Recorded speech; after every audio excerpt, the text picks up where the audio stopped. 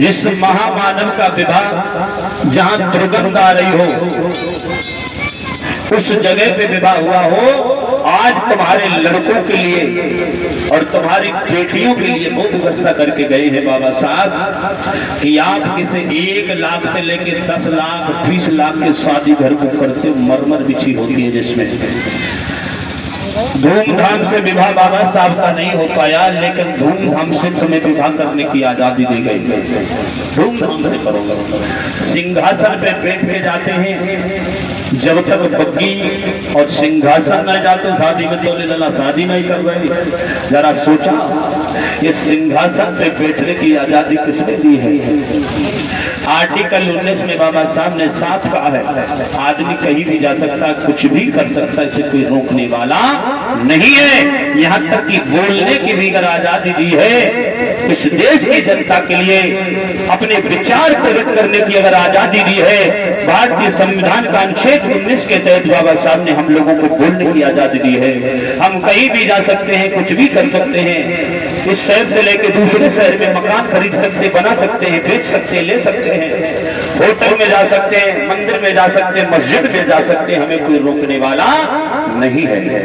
ये सिंहासन पे बैठने की आजादी, बग्गी पे बैठने की आजादी, 10-10 लाख रुपए का शादी घर बुक करने की आजादी, ये मुफ्त में नहीं मिली है मेरी देश की माताओं बहनों और भाइयों। इसके पीछे बाबा साहब का संघर्ष रहा है पूरे जीवन का, तब ये आजादी हमें मिली है। हिंदू कोड बिल पास करा के बाबा साहब अम्बेडकर ने इस देश की महिलाओं के लिए बराबर का अधिकार दिया है।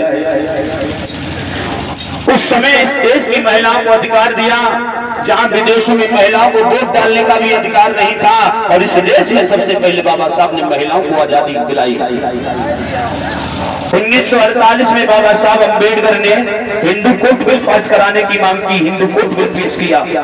उस समय भारत के अंदर कांग्रेस की सरकार थी। इस देश के पहले प्रधानमंत्री पंडित जवाहरलाल नेहरू थे।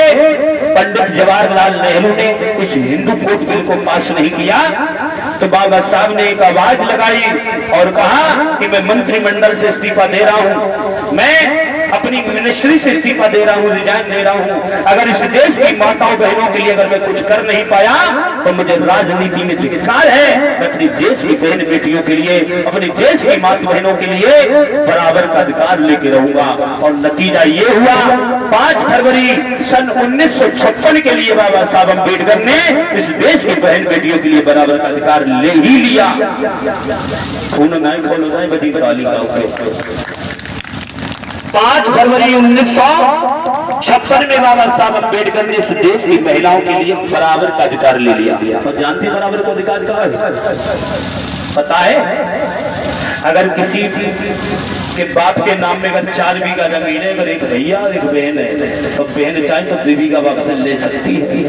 ये